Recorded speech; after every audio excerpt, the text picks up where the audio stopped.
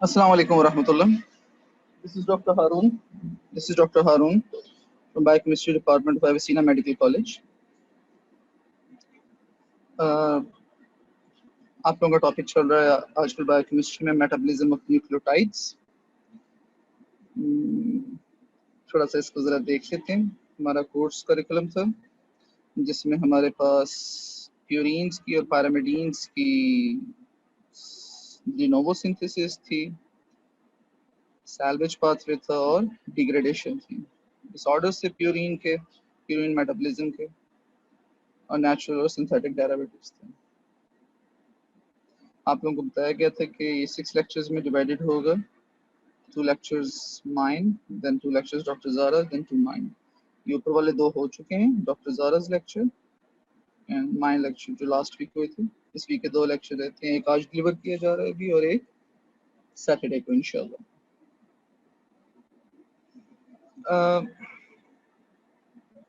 हमारा काफ़ी हद तक कोर्स कवर हो चुका हुआ है। थोड़ा सा देख लेते हैं।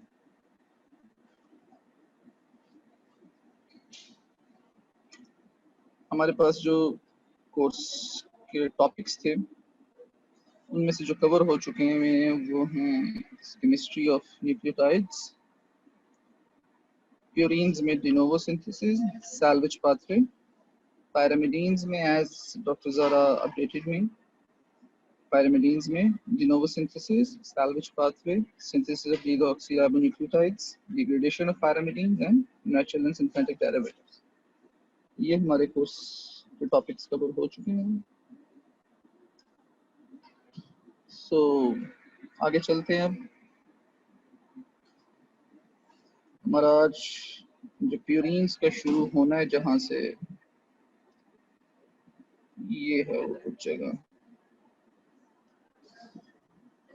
पिछला थोड़ा सा आप लोगों को दिखा दूँ अगर मुनासिब समझें तो। ये हमारे पास प्यूरीन की डी नोवो सिंथेसिस थी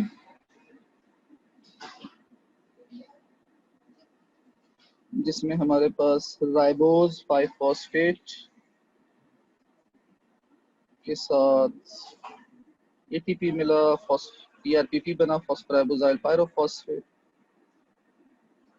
देन ग्लूटामीन एडेड और उसने ये वाला नाइट्रोजन दिया, ठीक है।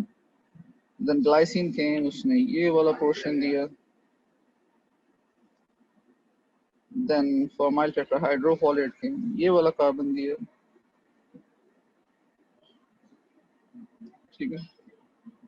आफ्टर दैट आपके पास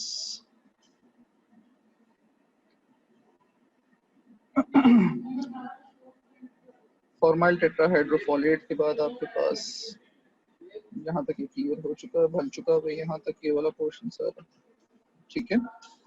देन केम अनदर ग्लूटामीन, ठीक है, उसने ये वाला नाइट्रोजन दिया, ठीक है, क्रिएट्स एन FGAM मॉलिक्यूल, सही। इस मॉलिक्यूल में यहाँ तक सिंथेसाइज्ड।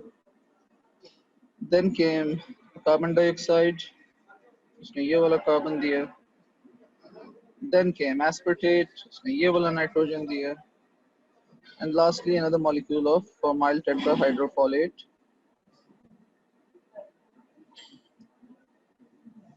जिसने ये वाला कार्बन दिया। So this is how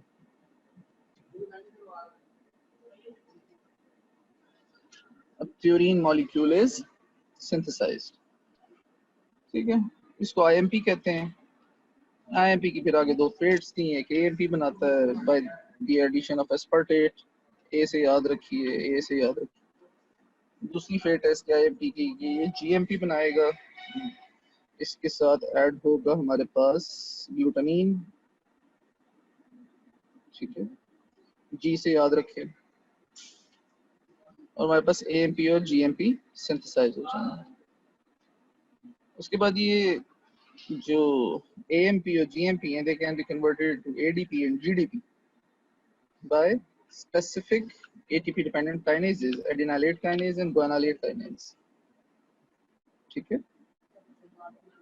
those ADPs and GDPs can be converted into GTPs and ATPs. ठीक है? Alright.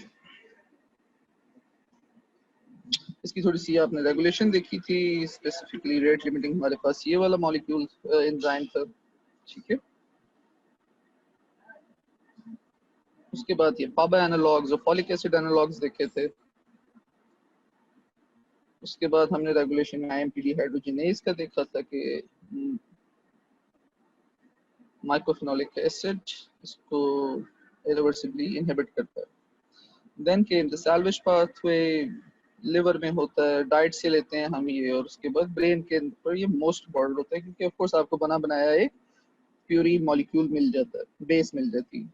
देखिए ना, डिनोवो सिंथेसिस के अंदर आपको एक एक चीज जोड़ के बनानी पड़ती है, लेकिन जबकि सैल्वेज पाथवे के अंदर आपको पीआरपीपी और उसके बाद बेस बनी बनाई मिल जाती है। ये बनी बनाई बेस कहाँ से आती है?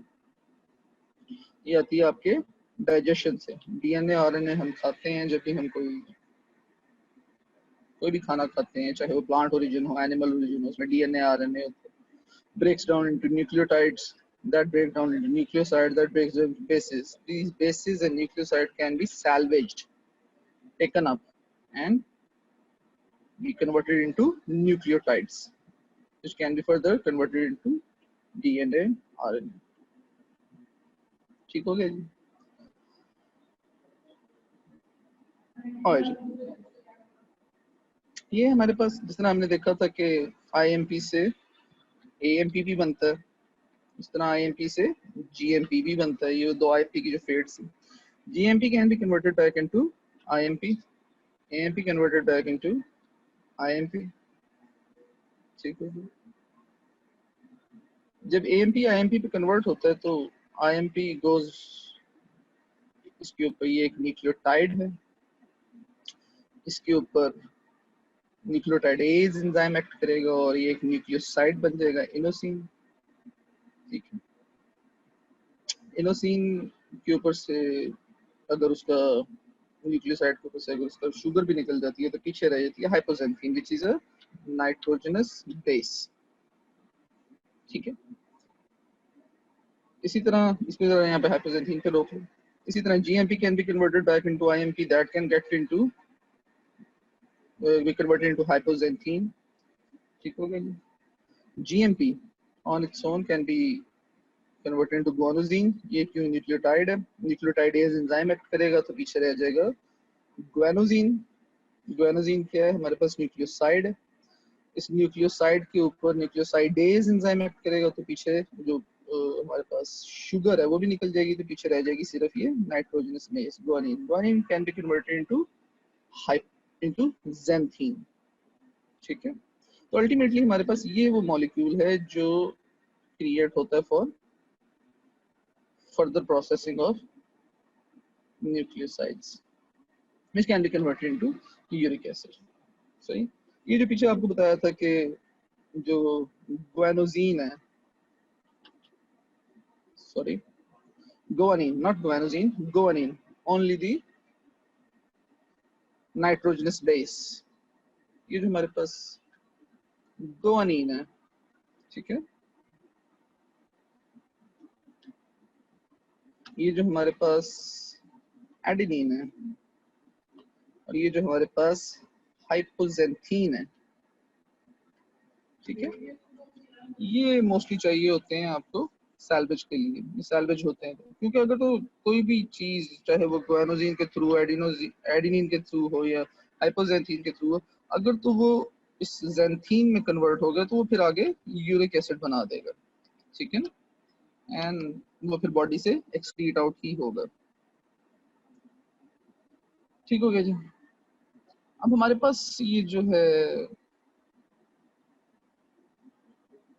सैल्वेज पाथवे के अंदर आप देख लें, इसने देखा था कि हमें क्या क्या चाहिए सैल्वेज पाथवे में? PRPP चाहिए। ठीक है, वो कहाँ से आता है? राइबोस 5 फॉस्फेट के साथ ATP मिलता है। ठीक है, राइबोस 5 फॉस्फेट के साथ ATP मिलता है। ठीक है, और हमें मिल जाता है PRPP, फॉस्फो राइबोजाइल पायरोफॉस्फेट, जिसमें 4 होते हैं फॉस्फेट्स, एक ये इसके और इसके 3 में से 2 PRPP में चले। तो ये PRPP और दूसरी में भाई बनाई बेस लेते हैं हम, डाइजेशन से आती है तो adenine. Adenine, when gets in contact with the PRPP in the presence of enzyme adenyl phosphoribosyl transferase, adenyl phosphoribosyl transferase, तो हमारे पास बन जाता है AMP। ठीक है, पायरोफॉस्फेट निकल जाता है। ठीक है, और ये देखें, ये हमारे पास राइबोस 5 फॉस्फेट, ये उसके ऊपर एक आपकी नाइट्रोजन स्पेस एडेनिन, तो हमारे पास ये बन जाता है एक न्यूक्लियोटाइड AMP। इसी तरह हमारे पास ये दूसरी तरफ देख लें, गुआनिन और हाइपोजेंथीन नाइट्रोजन स्पेसीज हैं जो हमारे पास सैल्वेज हुई हैं फ्रॉम डाइजेशन। गुआनिन जब पीआरपीपी के साथ मिलेगा तो हमारे पास बनेगा जीएमपी। हाइपोजेंथीन जब पीआरपीपी के साथ मिलेगा तो हमारे पास बनेगा आईएमपी, इनोसिन मोनोफॉस्फेट।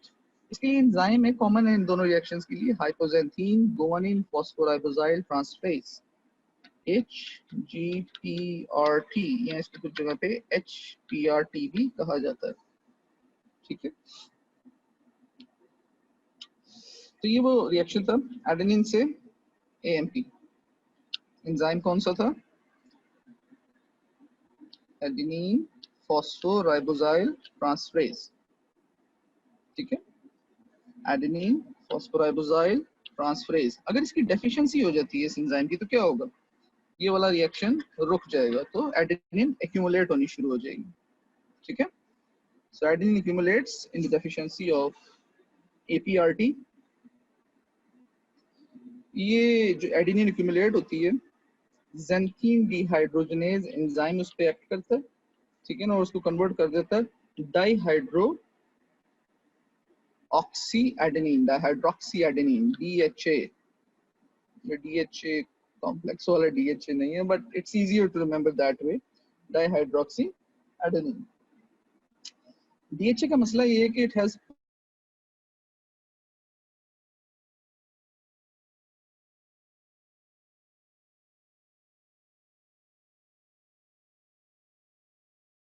रहे तो eventually produces kidney failure.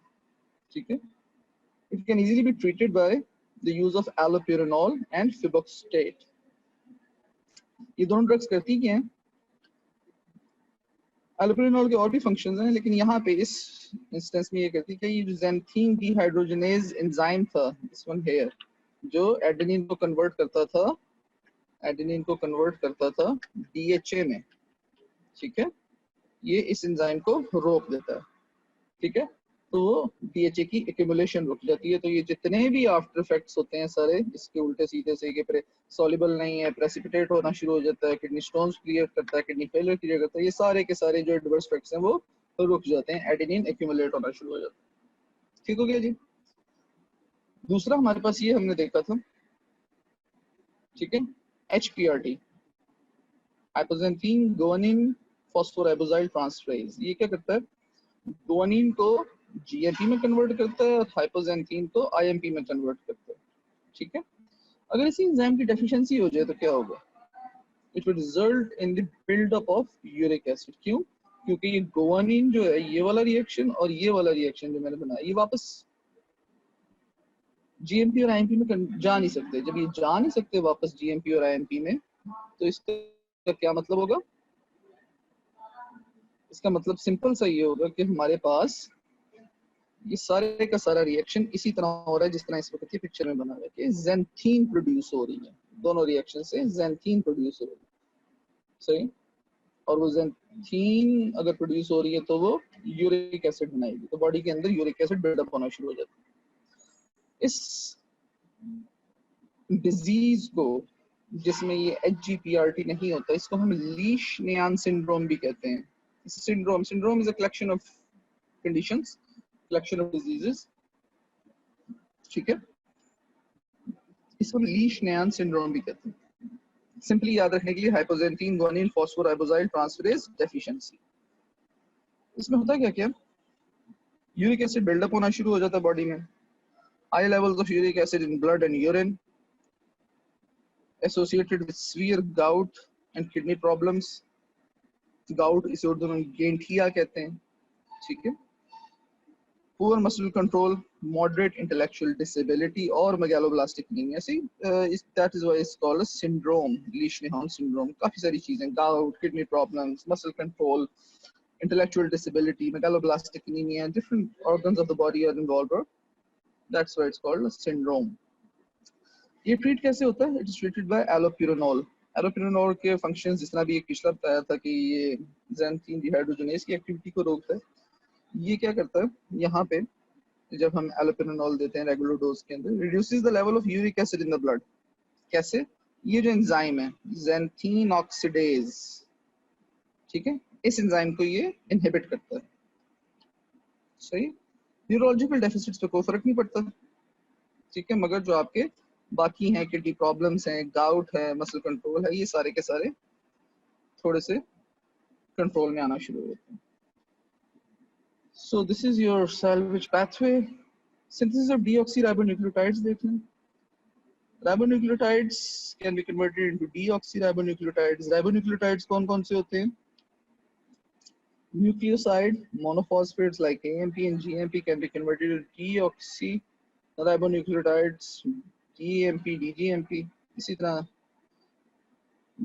nucleoside diphosphates, nucleoside triphosphates can be converted into deoxyribonucleotides. ठीक हो गया जी? आए जी. इसके लिए ना सबसे पहले एक चीज देखने वाली है थियोरोडॉक्सिन. थियोरोडॉक्सिन एक प्रोटीन है हमारी बॉडी के अंदर, ठीक है. इसके बहुत सारे फंक्शंस हैं, ये आप देख रहे हैं, इसकी पूरा एक साइकिल बना हुआ फंक्शंस का, ठीक है. एक अच्छी डायग्राम. हमारे पास जो काम की चीज है इसके अंदर वो ये है जो हमने यहाँ पे देखने हैं डीएनए से related. It reduces oxidative stress, thioredoxin. It reduces DNA damage and thus stress exerted by it.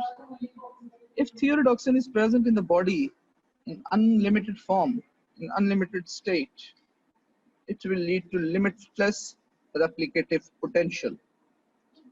ठीक है?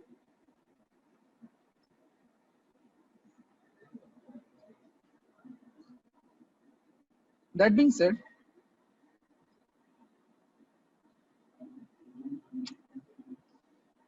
ये देखें हमारे पास राइबो न्यूक्लियोसाइड डाइफॉस्फेट है मिसाल के तौर पे. न्यूक्लियोसाइड डाइफॉस्फेट ये कन्वर्ट हो रहा है deoxyribonucleoside diphosphate, nucleoside diphosphate, by the help of enzyme ribonucleotide reductase. ठीक है. होता क्या है कि NUDP comes in contact with reduced form of थियोरोडॉक्सिन. थियोरोडॉक्सिन की जो रिड्यूस्ड फॉर्म है ना, ये हमारी बॉडी में मोस्ट इंपॉर्टेंट है. इसकी ऑक्सीडाइज्ड फॉर्म हमारे लिए यूजलेस है, जिस तरह हमने ग्लूटाथायोन का पढ़ा था ना, उसी तरह इसकी रिड्यूस्ड फॉर्म हमारे लिए यूजफुल है. ऑक्सीडाइज्ड फॉर्म का फायदा ही कोई नहीं. With the help of enzyme ribonucleotide reductase, it is converted into deoxyribonucleotide diphosphate and oxidized form of थियोरोडॉक्सिन. जब ये ऑक्सीडाइज्ड फॉर्म थियोरोडॉक्सिन आ गई है तो इसका मतलब है कि अभी हमारे पास थियोरोडॉक्सिन मॉलिक्यूल यूजलेस हो गए. Now body replenishes it by involving an enzyme thioredoxin reductase and NADPH. ठीक है. NADPH अपने रिडक्टिव इक्विवेलेंट्स देता है इस ऑक्सीडाइज्ड फॉर्म ऑफ थियोरोडॉक्सिन को, बन जाता है रिड्यूस्ड थियोरोडॉक्सिन, और ये जो NADPH खुद ऑक्सीडाइज हो जाता है, ऑक्सीडाइज्ड फॉर्म में आ जाता है, और ये फिर दोबारा रिएक्शन में हिस्सा ले सकता है फॉर द फॉर्मेशन ऑफ डीऑक्सीराइबोन्यूक्लियोसाइड्स. ठीक हो गया. ये NADPH आता कहाँ से है? ये आप लोगों को स्टार्ट में बताया था. NADPH comes from the HMP shunt. जी, comes from the HMP shunt. So अगर हमारी बॉडी में ग्लूकोज नहीं होगी, उसकी ऑक्सीडेशन नहीं होगी बाय HMP shunt, NADPH ही प्रोड्यूस होगा और ये हमारे पास थियोरोडॉक्सिन एक्ट नहीं करेगा. सो एनर्जी चाहिए, ग्लूकोज चाहिए. So this is it for the synthesis of purines. ठीक हो गया जी. हमने स्क्रैच से भी बना लिया, हमने डाइजेशन से भी उठा लिया. ठीक हो गया. ये आपस में इंटरकन्वर्टेबल भी हैं, जिस तरह AMP से हमने ATP मिलाया था और उससे बन गया था ADP प्लस ADP। इसी तरह GMP का भी था, ठीक है। इसी तरह GDP के साथ हमारे पास ATP लगाया था तो हमारे पास बन गया था GTP, ठीक हो गया, प्लस ADP। इस तरह करके ना ये आपस में इंटरकन्वर्टेबल भी हैं। तो अल्टीमेटली हमने सिंथेसिस ऑफ डीऑक्सीराइबोन्यूक्लियोटाइड्स भी देखी है, जिसके अंदर हमने न्यूक्लियोसाइड डाइफॉस्फेट से डीऑक्सी डाइफॉस्फेट्स बनाए हैं, ठीक है। ये आगे डीऑक्सी न्यूक्लियोसाइड ट्राइफॉस्फेट्स में कन्वर्ट हो जाते हैं, जो आगे जाके DNA और RNA की सिंथेसिस में काम करते हैं, ठीक हो गया जी। अब हम देखते हैं डिग्रेडेशन ऑफ प्यूरिन्स। इजी है। सबसे पहले हमारे पास पहला फिनोमिना है डिग्रेडेशन ऑफ डाइटरी न्यूक्लियोटाइड्स। कुछ हद तक पहले भी देखा, भी हमने सैल्वेज पाथे में, यहाँ पे कंफर्म हो जाएगा। डिग्रेडेशन में हम देखते हैं कि हम खाते हैं, जो भी खाते हैं उसके अंदर DNA एंड RNA अगर मौजूद है तो वो क्या करता है, वो डीनेचर होता है, स्टमक में जाता है, डीनेचर होता है, ठीक है, लो pH होती है, सही है। उसके बाद जब इंटेस्टाइन में जाता है तो पेनक्रियाटिक एंजाइम्स हैं, पेनक्रियाटिक न्यूक्लिएजेस, एंजाइम के न्यूक्लिएजेस, ये क्या करते हैं, इसको ओलिगो न्यूक्लियोटाइड्स में कन्वर्ट करते हैं, ठीक हो गया।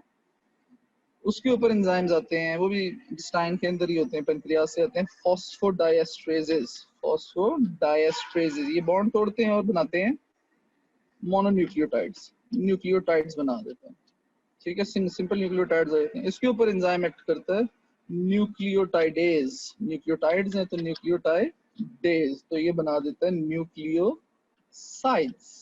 उसके ऊपर एंजाइम एक्ट करेगा तो न्यूक्लियोसाइड्स हैं तो न्यूक्लियोसाइडेज, ठीक है।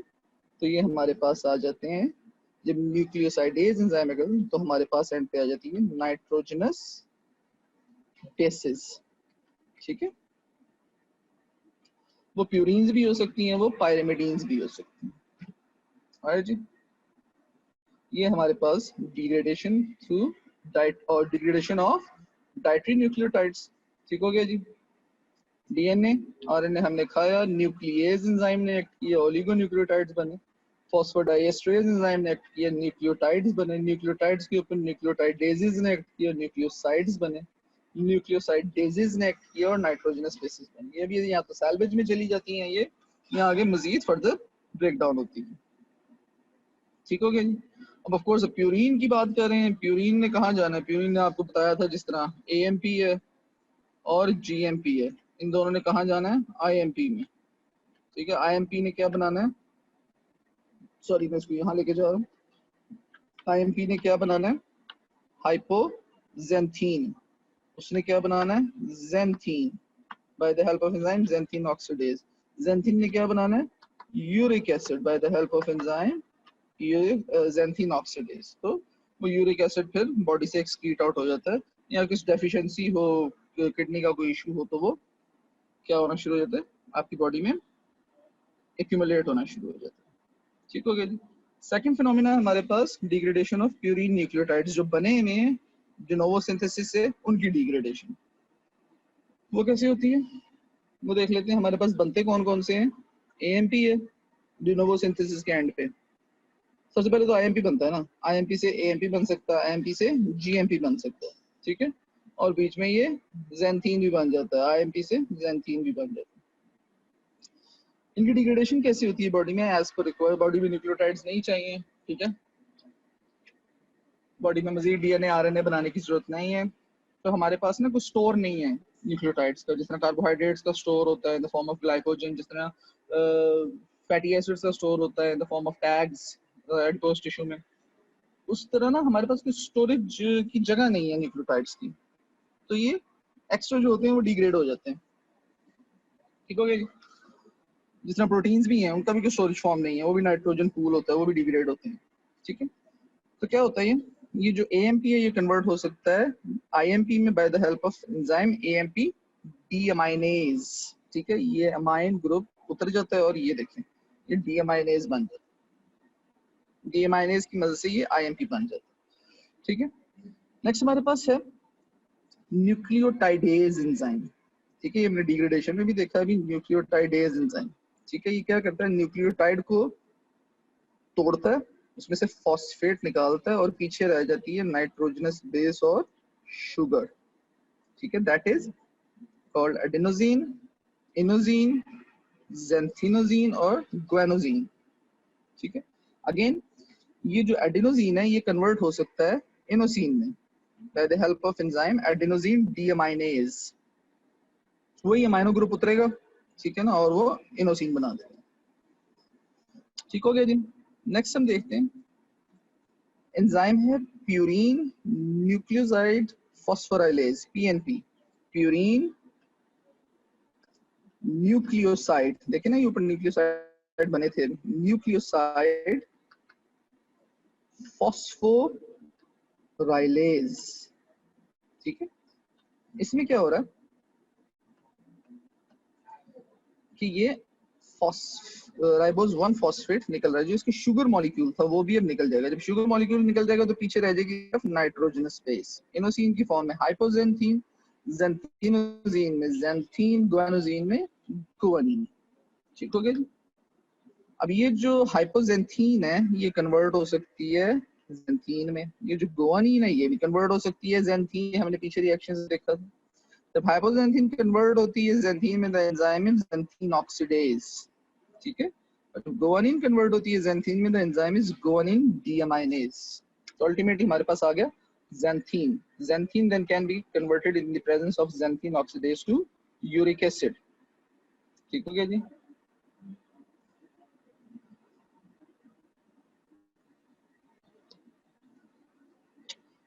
Converted into uric acid. तो डिग्रेडेशन के दो फिनोमिना, पहला फिनोमिना हमने डाइट से देखा, ठीक है, जिसमें हमारे पास सबसे पहले क्या हो रहा था, न्यूक्लिएजेस थे, उसके बाद फॉस्फोडाइएस्ट्रेजेस थे, उसके बाद हमारे पास न्यूक्लियोटाइडेजेस थे जिन्होंने न्यूक्लियोटाइड तोड़े, न्यूक्लियोसाइडेजेस थे जिन्होंने न्यूक्लियोसाइड्स तोड़े, और आखिर में हमारे पास नाइट्रोजनस बेसिस वाले।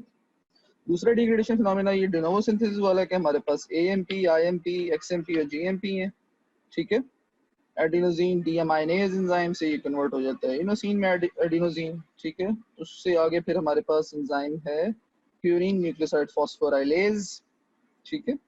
ये कन्वर्ट करता है इन न्यूक्लियोसाइड्स को इन नाइट्रोजनस बेसिस। ये जो नाइट्रोजनस बेसिस हैं ये सारी कन्वर्ट होती हैं ज़ैंथीन में, और ज़ैंथीन आगे कन्वर्ट हो जाता है यूरिक एसिड में, which is then excreted out of the body in normal phenomena। तो हमारे पास वो याद है जो कोर्स करिकुलम में हमने देखा था, ADA डेफिशिएंसी थी, this is ADA, PNP deficiency थी, दिस इज PNP, और साथ में हाइपरयूरेसीमिया था। These are the diseases that we are supposed to discuss,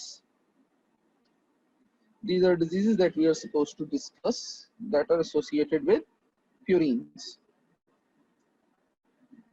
So सबसे पहले ये देखें, फिर वो इनके नाम लिखे हैं, ADA, PNP डेफिशिएंसी और हाइपरयूरेसीमिया। हाइपरयूरेसीमिया मींस इंक्रीज यूरिक एसिड, ठीक है जी। ADA क्या था, एडिनोसिन को इनोसिन में कन्वर्ट कर रहा था, ठीक है ना जी। और ये PNP क्या कर रहा था, ये न्यूक्लियोसाइड्स को, न्यूक्लियोसाइड्स यहाँ पे नाइट्रोजनस बेस प्लस शुगर होती है, इनको कन्वर्ट कर रहा था किन में, नाइट्रोजनस बेसिस में, और शुगर को उतार रहा था यहाँ से, ठीक हो गया जी। एक एक करके इनको देख लेते हैं। सबसे पहले ADA डेफिशिएंसी, रिएक्शन देख लें आप, अभी जो पीछे लिखा था एडिनोसिन, एडिनोसिन क्या है, एक हमारे पास न्यूक्लियोसाइड है, इस पे नाइट्रोजनस बेस प्लस शुगर लगी हुई, कन्वर्ट करता है इनोसिन में, ये भी हमारे पास न्यूक्लियोसाइड है, इस पे नाइट्रोजनस बेस प्लस शुगर लगी हुई। एडिनोसिन डीअमाइनेज करता है क्या, एडिनोसिन के ऊपर जो नाइट्रोजनस बेस है एडेनिन, ठीक है, उसके ऊपर जो NH3 ग्रुप लगा होता है एक बिल्कुल ऊपर, उसको उतार देता है और वहां पे ऑक्सीजन लग जाती है। अगर इस एंजाइम की डेफिशिएंसी होनी शुरू हो जाए तो उसके जरा फीचर्स देख लेते हैं। एक तो ये कि ये एक ऑटोसोमल रिसेसिव डिसऑर्डर है, ठीक है। जब ये डेफिशिएंसी होती है तो ये सीवियर कंबाइंड इम्यूनो डेफिशिएंसी होनी शुरू होती है बॉडी में। कैसे, it involves T cells and B cells, ठीक है ना, और natural killer cells. Ultimately lymphocytopenia होना शुरू हो जाता है, यानी कि व्हाइट ब्लड सेल्स कम होने शुरू हो जाते हैं। ऑलराइट, नेक्स्ट हमारे पास जिन बच्चों में ये डेफिशिएंसी होती है, जिन इंडिविजुअल्स में, वो 2 साल से ज्यादा जिंदा नहीं रह पाते, यानी कि उनकी एज अक्सर 2 साल होती है और उसके बाद वो उनकी डेथ हो जाती है। और इसका ट्रीटमेंट हमारे पास है बोन मैरो ट्रांसप्लांट और जीन थेरेपी। ठीक हो गया जी, ये हमारे सारे इसके फीचर्स बनते हैं। ठीक है, जरा देखिए इनको, इसके एडीए डेफिशिएंसी के ये 4 फीचर, 4-5 बेसिक फीचर, की पॉइंट्स हैं याद रखने वाले, जरा एक दफा पढ़े हैं प्लीज।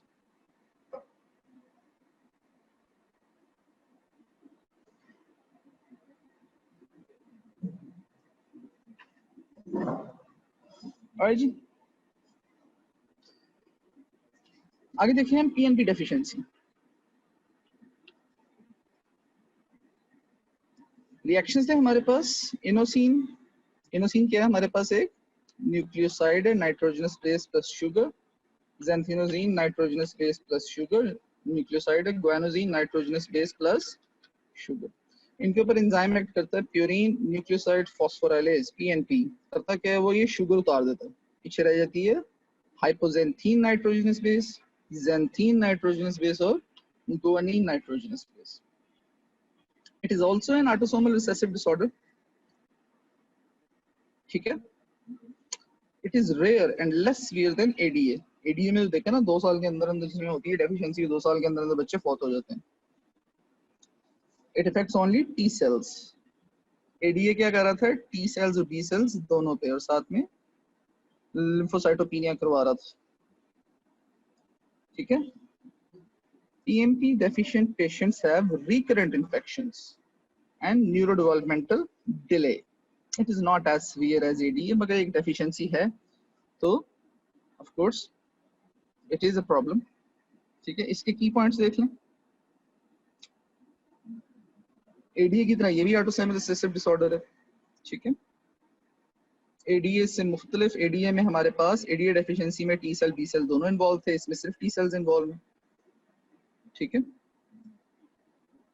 एडीए के बच्चे 2 साल के अंदर फौत हो जाते हैं, ये लेस सीवियर है।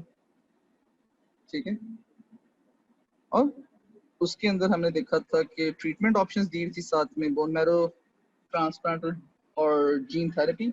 इसमें बताया गया है कि रिकरेंट इन्फेक्शंस हैं, न्यूरो डेवलपमेंटल डिलेज हैं। नेक्स्ट हमारे पास आ जाता है हाइपरयूरेसीमिया, इसको हम गाउट भी कहते हैं। इसको देख लेते हैं ये कहाँ से आता है, कैसे होता है। एडिनोजीन है हमारे पास, क्या है, न्यूक्लियोसाइड है। ठीक है ना, इनोसिन है, न्यूक्लियोसाइड है हमारे पास। ये कौन सा एंजाइम था यहाँ पे, एडीए, एडिनोसिन डीअमाइनेज। ठीक है, ये भी पीछे पे। उसके बाद इनोसिन से हाइपोजेंथीन था enzyme PNP.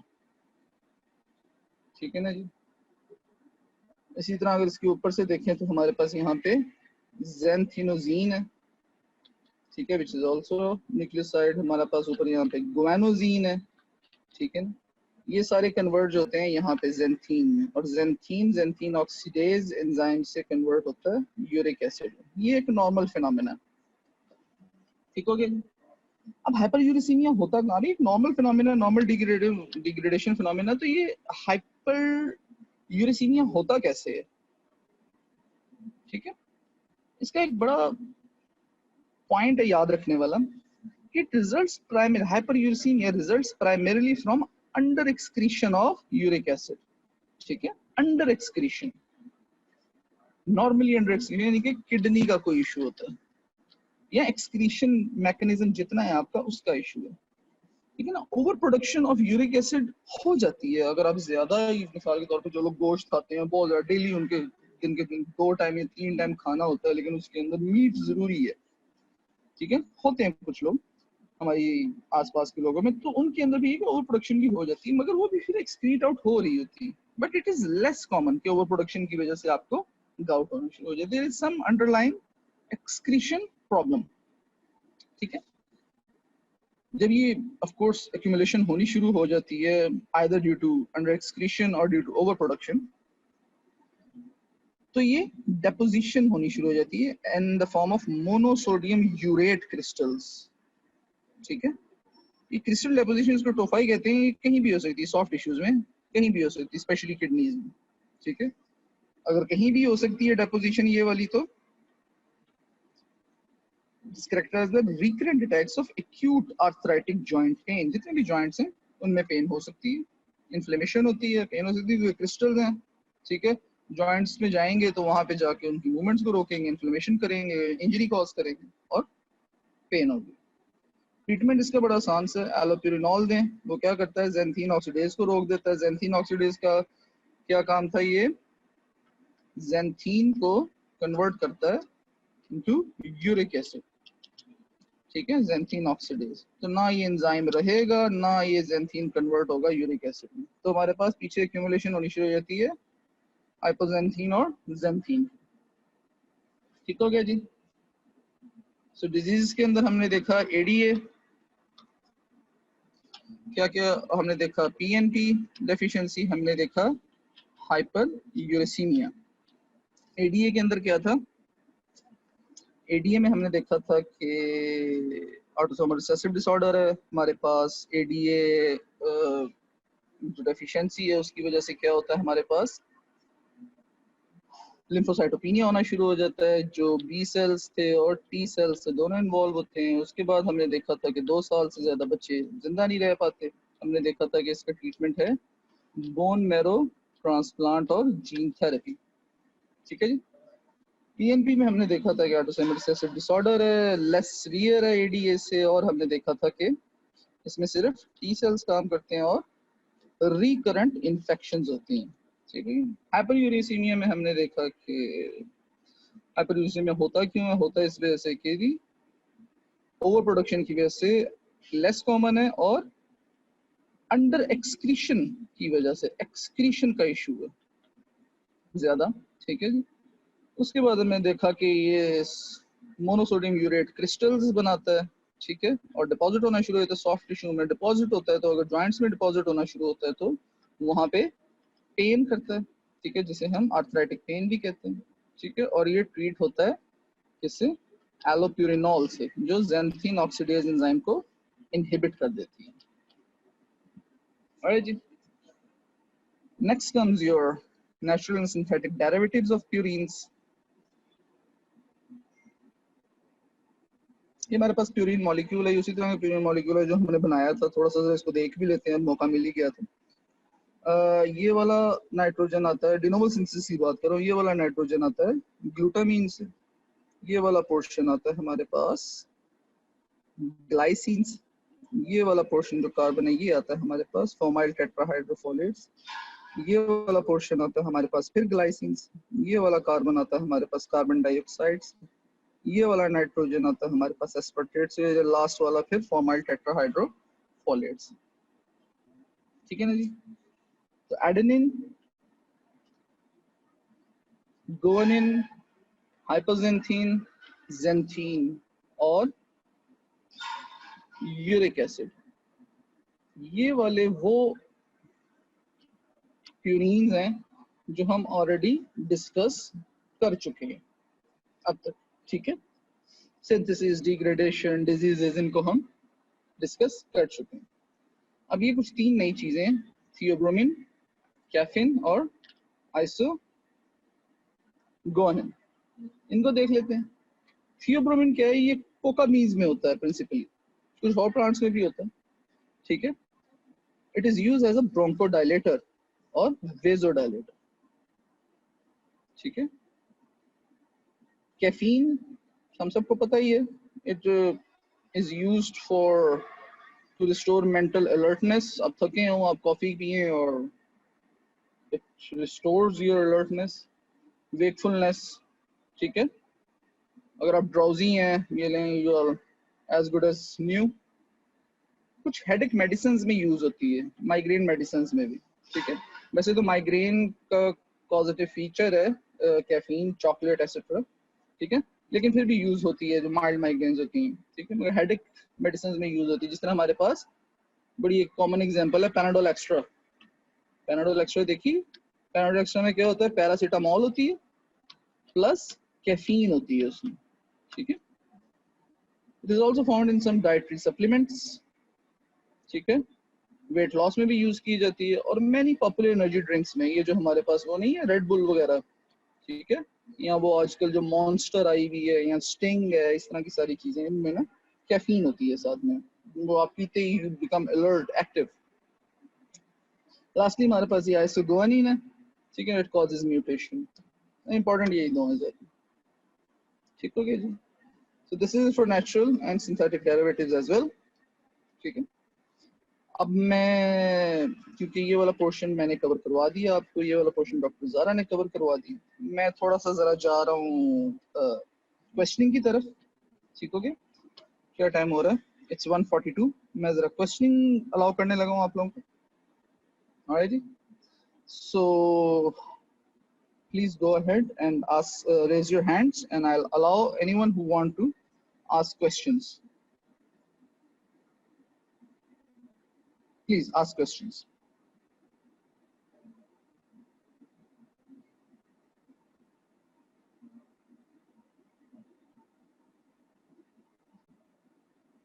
Right, we have 119 participants at the moment.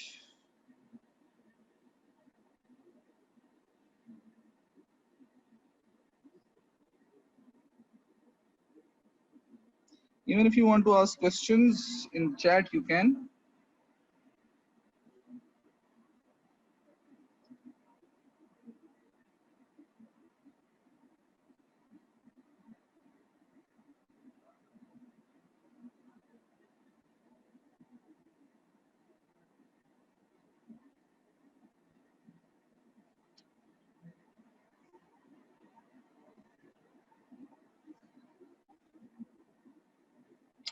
क्या हो गया, सारा कुछ समझ आ गया, कुछ भी समझ नहीं आया? माइक खोलूं सबका, देखूं कौन कौन मौजूद है।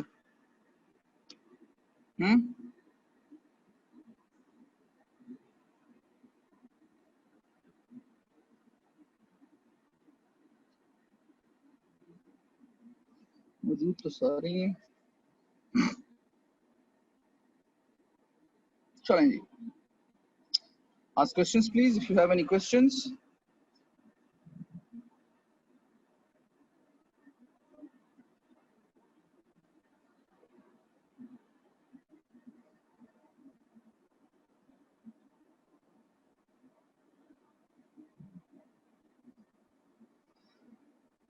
हमारे पास अभी इसका ना न्यूक्लियोटाइड मेटाबॉलिज्म का एक लेक्चर और पड़ा हुआ है, that will be on Saturday.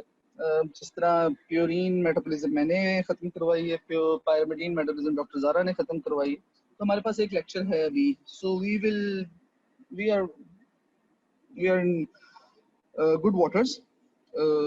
हमें इशू नहीं होगा किसी भी किस्म का। We can easily have a review lecture on Saturday as well. I will prepare a review lecture for you guys, और हम इसको दोबारा देखेंगे पूरे को एक दफ़ा रिव्यू में इंशाल्लाह। आप तब भी क्वेश्चंस पूछ सकते हैं, थोड़ा सा इसको एक दफ़ा रिव्यू करें, देखें, ताकि हमें पता चले कि हमारी कहाँ कमी है, कहाँ कोताहियाँ रह गई हैं, और हम उसको मिलके ख़त्म करें, ठीक है। Please go ahead, ask questions.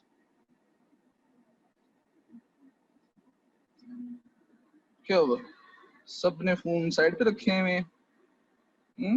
Lunch time हो गया।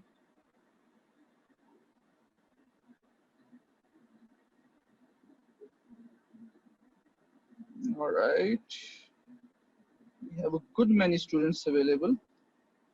All right, gee, I just saw a raised hand. Let me go answer it. या तो मुझे होस्ट कर दें, या वो रेज हैंड हुआ हुआ उसको, उसका माइक खोलें।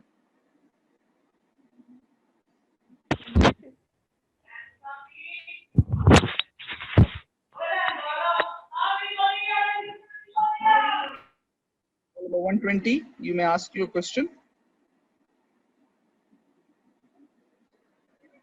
माइक ही खोला उसको। माइक नहीं खोला उसका, बंद हो गया।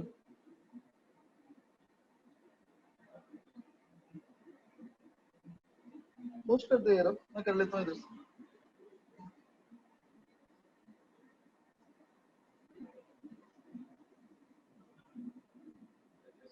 Thank you.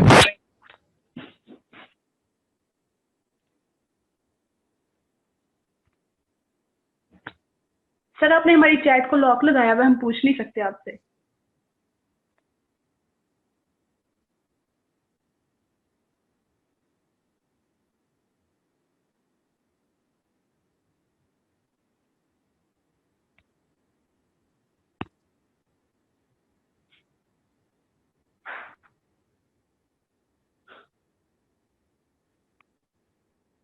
बंद कर दे।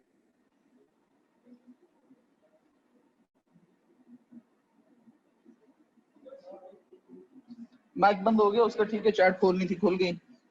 अब चैट में पूछेंगे सब।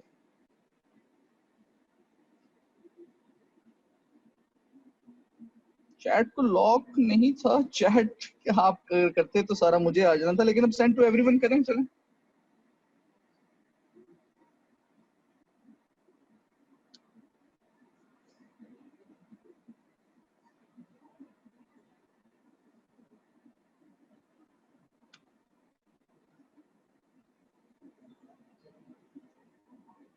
डिनोवो सिंथेसिस और सॉल्वेज डिनोवो लेवल में हो रहे हैं जी। ये जो हमारी डिनोवो सिंथेसिस है ना, और जो सैल्वेज है, जो डिनोवो सिंथेसिस और सैल्वेज है, ये लिवर में हो रहे हैं, बिल्कुल सही बात है। सैल्वेज हमारे पास, जो सैल्वेज फिनोमिना है, सैल्वेज प्यूरिन की भी पायरेपिडीन की भी, ये बेसिकली होती तो लिवर में ही है, लेकिन ये मोस्ट इंपॉर्टेंट है ब्रेन के लिए। इसका ये मतलब नहीं कि ये लिवर के अलावा और कहीं होती नहीं है, मगर बाकी ऑर्गन्स में भी होती है। मोस्ट इंपॉर्टेंट है ये ब्रेन के लिए होती, सबसे ज्यादा मेन साइड इसकी लिवर है, सैल्वेज पाथवे की, ठीक है। लेकिन हमारे पास ब्रेन में मोस्ट इंपॉर्टेंट, ब्रेन में एनर्जी वैसी कम होती है, ठीक है।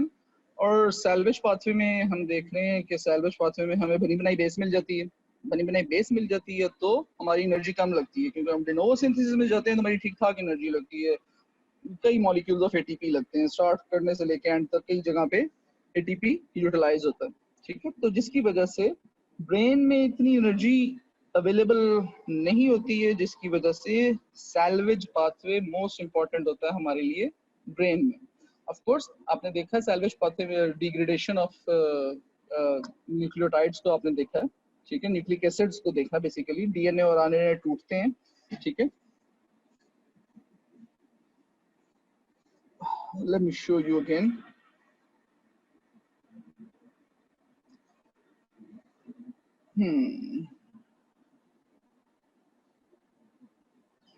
और जी कहाँ पे थे हम? डीएनए और आरएनए टूटते हैं, डिग्रेडेशन में होगा ये, राइट हियर समवेयर। सी ये देखें, डीएनए और आरएनए टूटते हैं हमारे पास, ठीक है ना। और हमारे पास ये बनाते हैं ओलिगोन्यूक्लियोटाइड्स, फिर बनते हैं मोनोन्यूक्लियोटाइड्स, फिर बनते हैं न्यूक्लियोटाइड्स, फिर बनते हैं न्यूक्लियोसाइड्स, और फिर आखिर में आ जाता है हमारे पास नाइट्रोजनस बेसेस। ये बहुत सारा कुछ जीआईटी में रहा है, लेकिन जैसे ही नाइट्रोजनस बेस रिकवर हो जाती है, सैल्वेज हो जाती हैं, ठीक है, बन जाती हैं, जैसी बनती हैं ये, तो ये जाती हैं सीधा ब्रेन के अंदर, और वहां पे आपको सिर्फ पीआरपीपी से मिलना, नाइट्रोजनस बेस ने नाइट्रोजन पीआरपीपी से मिलना, और आपको बना देना है, क्या मिल जाएगा आपको? आपको मिल जाएगा nucleotide, which can be used in DNA और आरएनए सिंथेसिस। ठीक हो गया जी। क्या था इसका, वो याद है थोड़ा सा? अगर वो एडेनिन के साथ मिले तो प्लस पीआरपीपी हो तो आपका एंजाइम था एडेनिन फॉस्फोराइबोजाइल ट्रांसफरेज, तो आपके पास बन जाता है एएमपी। और अगर वो हाइपोजेंथीन या गुआनिन के साथ मिले पीआरपीपी, तो क्या था? Enzyme HGPRT, hypoxanthine guanine phosphoribosyl transferase, और आपको क्या मिलता था? आइदर IMP और GM, ठीक है ना।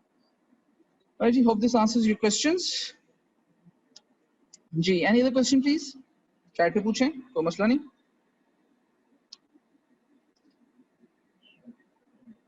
Does it answer your question as well?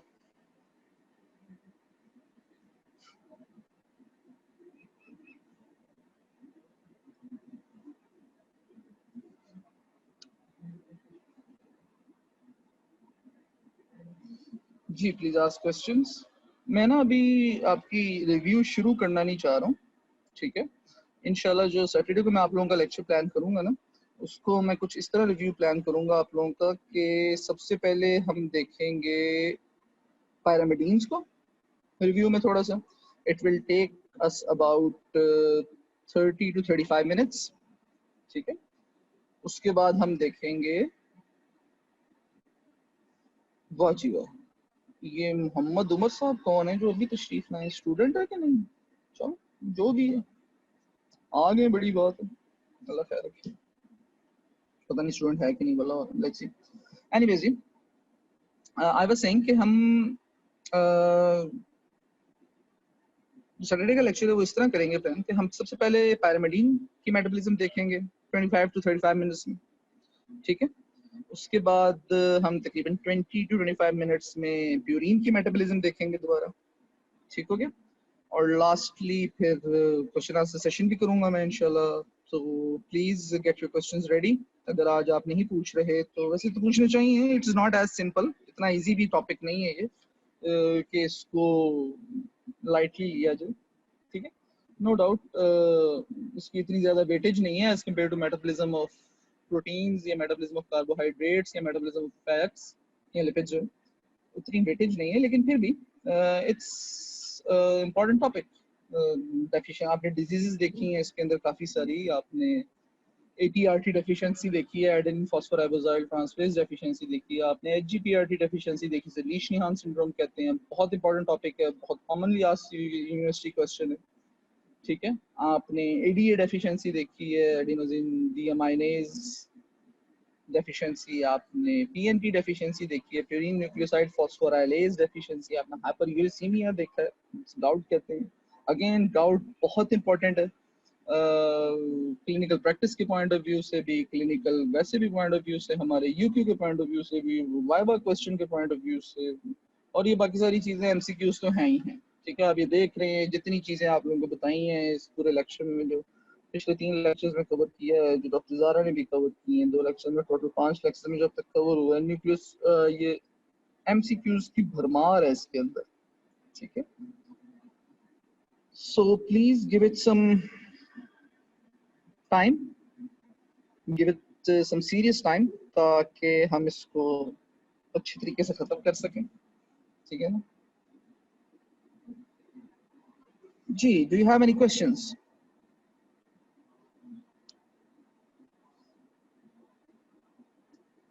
Alright जी, क्वेश्चंस। क्वेश्चन है जी, Lippincott, will Lippincott suffice for this topic और एनी अदर रेफरेंस रिकमेंडेड? अच्छा बेटा, इसमें ना इस तरह है कि ये जो हमारे पास लिपिनकॉट है ना, इसमें प्यूरीन वाला पोर्शन तो बड़ा अच्छा लिखा हुआ है, लेकिन जो पायरामिडीन वाला पोर्शन है ना, वो अच्छा नहीं लिखा हुआ, वो लिखा ही नहीं हुआ बेसिकली। 4-5 लाइनों में लिख के उसने ना, वो पंजाबी में कहते हैं ना, गोंगलों तो मिट्टी चाड़ देना, वो यानी कि they have just got rid of it in very fast manner. Basically वो क्लिनिकल है भी नहीं है, जो हमारे पास पायरामिडीन मेटाबॉलिज्म है, शायद उस वजह से, ठीक है। लिपिनकॉट इनफ नहीं है, but it covers about 75 to 80% of the topic. The rest of the topic you should consult Harper, ठीक है ना। मैंने इसी वजह से जब स्टार्ट में आप लोगों को इसके कोर्स कंटेंट बताए थे और रेफरेंसेस बताए थे, रिसोर्सेज बताए थे, तो मैंने आपको उसके अंदर दोनों दिए थे। एक चैप्टर है इसमें लिपिनकॉट का और एक चैप्टर है इसमें हार्पर का। So that is it. Mohammad Salar, I hope that answers your question. Subahat Ilyas,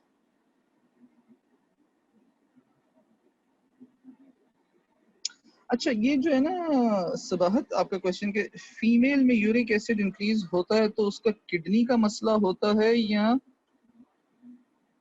kidney का मसला होता है मोस्टली, या पाथवे का? अच्छा यूरिक एसिड जो है ना, चाहे वो इशू हो आपका मेल में या फीमेल में, मोस्टली दोनों में, इसमें इतनी ज्यादा वेरिएशन नहीं है। ऑफ कोर्स जेंडर वेरिएशन आती है हर डिजीज की, मगर इतनी ज्यादा वेरिएशन नहीं है। इसके अंदर ना इशू होता है हमेशा एक्सक्रीशन का। जब यूरिक एसिड एक्यूमुलेट होना शुरू हो जाता है ना, एक्यूमुलेट होना शुरू हो जाता है यूरिक एसिड, तो उसमें मोस्टली मसला होता है आपका किसका, किडनीज का। Let me tell you in a manner, मैं आपको एक तरीके से बताता हूँ। ये देखिए, आपकी बॉडी में क्या होता है, आपकी बॉडी में नाइट्रोजनस बेसिस हैं, ठीक है, they are converted into uric acid. ठीक हो गया जी। Uric acid is excreted by kidney to outside the body. Alright जी। अब ये देखिए, नॉर्मल फिनोमेना है, जैसा मैंने आपको बताया कि जो नाइट्रोजन बेसिस हैं इनका कोई वो नहीं है, पूल नहीं होता, कोई इनका स्टोरेज फिनोमेना नहीं है, ठीक है ना। जितनी चाहिए यूज होंगी, डीएनए की सिंथेसिस में, आरएनए की सिंथेसिस में जितनी चाहिए यूज होंगी, बाकी सारी की सारी फारग, ठीक है ना, एक्सक्रीट आउट हो जाएंगी। एक्सक्रीट आउट कैसे होंगी, वो ज़ैंथीन में कन्वर्ट होंगी, ठीक है, और ज़ैंथीन कन्वर्ट हो जाएगा यूरिक एसिड में, ज़ैंथीन ऑक्सीडेज, और यूरिक एसिड किडनी के थ्रू बॉडी के बाहर चला जाएगा। ये एक नॉर्मल फिनोमेना है, ठीक है। अब आप अगर ज्यादा खाना शुरू कर देते हैं, गोश्त वगैरह समथिंग लाइक दैट, तो ये ज्यादा प्रोडक्शन शुरू हो जाएगी। लेकिन इसके जवाब में क्या होगा, यूरिक एसिड की प्रोडक्शन भी ज्यादा हो जाएगी। जब यूरिक एसिड की प्रोडक्शन भी ज्यादा हो जाएगी तो ये किडनी से एक्सक्रीट आउट भी ज्यादा होना शुरू हो जाएगी, ठीक है। तो आपकी यूरिन के अंदर यूरिक एसिड की कॉन्सेंट्रेशन ज्यादा आनी शुरू हो जाएगी। लेकिन अब तक किडनीज नॉर्मल है, ठीक है, ठीक है। बट ओवर टाइम जब ये फिनोमेना कॉन्टिन्यूस चलता रहेगा, चलता रहेगा, चलता रहेगा, तो किडनीज भी कहीं ना कहीं जाके अपना काम सही तरह परफॉर्म नहीं कर सकेंगे, ठीक है। ठीक? तो इस तरह के फिनोमेना में जो इनिशियल फैक्टर आता है जिसकी वजह से ये यूरिक एसिड जो है ये एक्यूमुलेट होना शुरू हो जाता है बॉडी के अंदर, वो आता है किडनी से या एक्सक्रीटरी मैकेनिज्म से, कि वो हॉल्ट होना शुरू होता है। ये एक्सक्रीशन जो है आपकी हॉल्ट होना शुरू हो जाती है। तो फर्स्ट आपका है, अगर ये किडनीज नॉर्मल है तो जितना मर्जी यूरिक एसिड प्रोड्यूस करवा ले वो बॉडी से बाहर चला जाए, सही हो गया। तो इनिशियली आपका अंडर एक्सक्रीशन इशू होता है कि एक्सक्रीशन जो आपकी वो कम हो गई है, अंडर एक्सक्रीशन वर्ड है, ठीक है। ओवर प्रोडक्शन का मसला इतना नहीं होता। अगर आपकी किडनी ज्यादा देर तक सही काम करती रहे तो ओवर प्रोडक्शन चाहे जितनी मर्जी करा लो, कोई फर्क नहीं पड़ता, ठीक है। तो इनिशियली आपका अंडर एक्सक्रीट किडनी का इशू आएगा, ठीक है। किडनी का इशू आ गया तो आपकी एक्यूमुलेशन शुरू हो जाएगी, यूरिक एसिड की एक्यूमुलेशन शुरू हो गई तो काम खराब होना शुरू हो जाएगा। वो जाके आपके सॉफ्ट टिश्यू में एज मोनोसोडियम यूरेट क्रिस्टल्स जाके आपके सॉफ्ट टिश्यूज में रहेगा, जॉइंट्स में जाएगा और मसले क्रिएट करेगा, ठीक हो गया जी। मेल फीमेल का इतना इशू नहीं है जितना इशू हमारे पास इसका, अल्लाह, जितना इशू हमारे पास इसका है पाथवेज का, क्या हमने उसको देखना है कि वो किस वजह से होता है। ऑफ कोर्स कुछ लोगों के अंदर जेनेटिक प्रीडिस्पोजिशन होती है किडनी फेलियर की, ठीक है, उनकी फैमिली में होता है, उनको कोई किडनी डिजीजेज होती हैं, ठीक है, जिसकी वजह से मसला खराब होना शुरू हो जाता है, ठीक हो गया जी। Subah, does it answer your question और anybody else, do you have any questions? चलो, thank you very much. It's 2 o'clock. I'm signing off. Inshallah, see you on Saturday. Allah khair rakhe. I will prepare a review lecture for you all. Please bring your questions along. इसको एक दफा ना पढ़ लीजिएगा. Bring your questions along. I will try and answer all of your questions. मैं ज़्यादा कोशिश यही चाहूँगा, मेरा ज़्यादा मर्जी, मेरा मकसद और मुझे अच्छा यही लगेगा कि आप लोगों के questions हों जिनको मैं आंसर करूँ, rather than कि मैं ये जो पिछले हमारे 5 लेक्चर गुजरे हैं इस टॉपिक के कि हम उसको करते जाएं, हमें एक क्वेश्चन मिल गया, एक लेक्चर मिल गया, तो why not we discuss it, answer, get to know all the answers of our queries, ठीक है। अपने आंसर्स क्वेश्चन जरूर तैयार रखिएगा and thank you very much for your time. Take care जी, अल्लाह हाफिज।